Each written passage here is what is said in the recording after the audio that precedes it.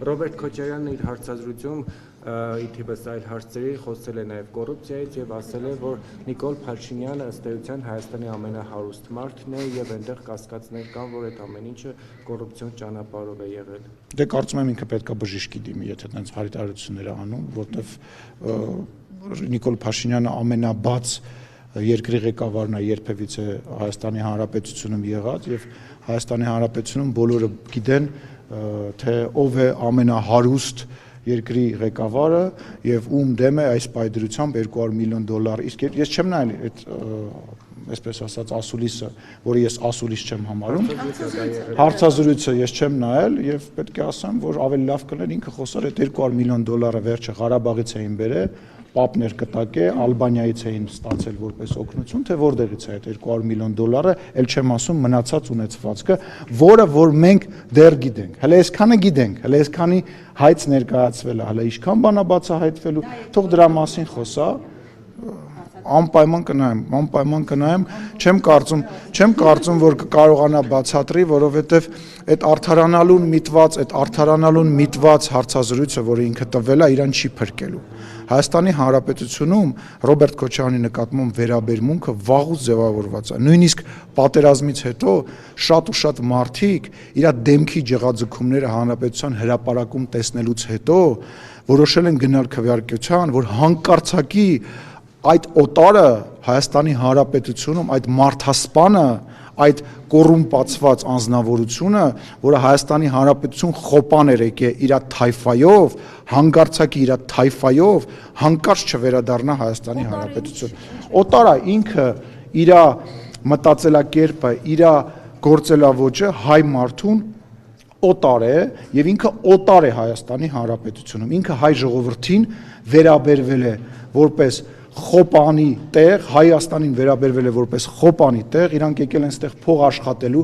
մարդ սպանելու, իրանք մարդասպաններ են։ Իրանք այո, ինչ անենք, տարբեր տեղերում Հիտլերն էլ շատ բան է ստացել, տոկոս է ստացել, բայց դա չի նշանակում, որ ինքը մարդասպան է։ Քոչարյանին մարդ սպանելով դուք Իսկ ինչի պետք է ինչ-որ մեկը տեսնի մեկին մարդ սպանելու ժամանակ, որպեսզի դուք Հիտլերին տեսել եք մարդ սպանելուց։ Տեսել եք։ Դե ես էլ ասում եմ, ես համարում եմ, որ Ռոբերտ Քոչարյանը մարդասպան է, իր ձեռքերը արյան մեջ են, ինքը թալանչի է, ինքը Հայաստանի Հանրապետությանը վերաբերվել է որպես խոպանի տեղ, ու հիմա էլ է տենց վերաբերվում։ Հարգելիս, գիտեք ինչ, այդ ով որ տենց բանա հիշացնում, ամենաստոր մարտավարությունն է բանանում վերցնում, որովհետև 3-4 ավտո առաջ դժբախտ պատահարը, մի բան է, երբ որ մեկին ասում ես տարեք սպանեք կամ խումբ ես ստեղծում կամ հրաման ես տալիս, հետո վեր ես կենում սուտ ես խոսում դրա մասին, ասում ես մարդիկ կրակում էին, թաքնվում էին, մարդ ես գնդակահարում Հայաստանի Հանրապետությունում, եւ մի բան է, երբ որ ճանապարհատրանսպորտային պատահար է լինում եւ այդ աղջիկը, որ մեր համար շատ մեծ ցավ է, վախից, այդ արագությունից, վախից չհասկանալով ինչ ակա հետ է վազում եւ 3 ավտո առաջ այդ համեմատությունը մի րոպե հանգարց չմտածես քեզ եմ ասում ես քեզ շատ մեծ հարգանքով եմ վերաբերվում ինչ ես բոլորին բայց այդ մարդիկ ովքեր փորձում են այդ բանը շահարկել ստորեն եւ շատ վատ բան են անում քաղաքական դիվիդենդ շահելու համար տես բան են անում, համեմատելու բան, դա օրական ցավոք սրտի կա պատասխան, տես բան չկա որ Հայաստանի Հանրապետությունում չկա դեպք, որ պատասխանատվություն չկա, անկախ նրանից ինչ պաշտոնյաներ են, ինչ աստիճանի պաշտոնյաներ են, չկա տես դեպք, չկա ու չի լինելու։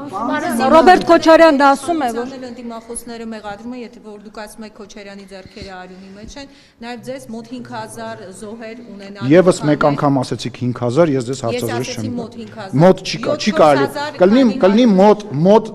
մեր երեխեքի մահվան թիվը չավելացնենք։ Մարդկանց ներողություն 50 թիվը եւ տենց բան եմ ասել։ Հասկանալի է, որտեվ թիվը հստակ չէր։ Հիմա երբ որ թիվը հստակ է, ասենք 3998-ը սարքել 5000 պայմանական եւ ասել այս պահի դրությամբ մեր ինֆորմացիայից ելնելով 50 էսկոմ 50 դեռ չեն կարող ասել նույն բանն, հո լսեք, ձեզ թվում է այդ ամեն բառը վերցնելը, տենց պտտացնելը, այս մարդիկ էլ որ նստած են էկրանների դեմը, հիմար են, չեն հասկանալու, որտեղ որ ինչ է ասվում ու որտեղ ոնց է շփոթտծվում, տես չի լինի, վերադառնանք ձեր հարցին։ Մեզ մեղադրում են։ Հա, լսել եմ, որ Քոչարյանը ասում է Հայաստանն էր մեղավոր եւ հայերն են մեղավոր, որ 44 օրյա պատերազմ տեղի ունեցավ։ Ուզում հասկանամ պատերազմի ժամանակ, երբ որ Հայաստանի Հանրապետության եւ Ղարաբաղի վրա հարձակում լինում են զինվորները, որոնք որ մահացել են եւ այն պատերազմը, որը որ եղել է ոչ մեր պատճառով, ոնց կարելի է կապել քաղաքական ղեկավարության հետ, ուզում հասկանամ։ Հիմա եթե ես հարձակվեմ ձեր վրա, ներողություն եմ խնդրում, եթե ես հարձակվեմ ձեր վրա, դուք եք, այ ապրեք, za что, ուրեմն դուք եք մեղավոր, լուրջ, այդ ոնց է տենց ստացվում։ Ասում եմ Փաշինյանը ճանաչել էր Արցախն Ադրբեջանի կազմում արդեն եւ չպետք է շարունակել։ Չէ, տենց չի ասում նախ, հետո Ղարաբաղի ճանաչումը եղել է Պրահայում, արդեն պատերազմից հետո է եղել եւ դրանք համեմատություններ անցկացնել, ես հասկանում եմ շատ անգրագետ մարդու համար դա շատ բաց գործելավոճ է եւ հայտնի գործելավոճ է։ Հուլիսյան մարտերն եք հիշեցնում ավելի շուտ։ Դե գիտեք ինչ, հիմա գիտեք ինչ, մի կասի դե ես դա նկա, լսեք, քաղաքական գործիչները շատ հաճախ նման բաներ ասում են, ես էլ եմ նման բաներ անում, մնացած քաղաքական գործիչներն էլ են նման բաներ ասում, բայց կա փաստ։ Հայաստանի Հանրապետության եւ Ադրբեջանի միջև լարվածություն 2018 թվականին լավատեսություն չէր նշնչում, ցիտում եմ Սերժ Սարգսյանին եւ գտնվում էր փակուղում, դրանից առաջ կար ապրիլյան պատերազմ, հետո իրանք անընդհատ երբ որ ընտրություններն էր վարչապետի 2018 թվականին ասում էին, բա Ղարաբաղի հարցը ոնց է, բաստեղ, չեք հիշում, այդտեղ վարչապետին հարցեր էին տալիս դրա հետ կապված, մենք էլ զարմանում էինք, ասում ենք ինչի՞ է դա կապված էր նրա հետ, որ մենք շատ լավ գիտեին, որ պատերազմը սպասվում եւ այդ պատերազմը իրենք որոշեցին թողնել եկող իշխանությունների վրա, որովհետև եթե Աստված մի արածցի, օրինակ Սերժ Սարգսյանը լիներ երկրի ղեկավար կամ Ռոբերտ Քոչարյանը լիներ երկրի ղեկավար, իրանց Հայաստանի ժողովուրդը չէր խնայելու եւ չէր ներելու եւ չէր հասկանալու ինչ արեց 2021 թվականին մեր հետ։ Այսինքն Ռոբերտ Քոչարյանն ասում է, որ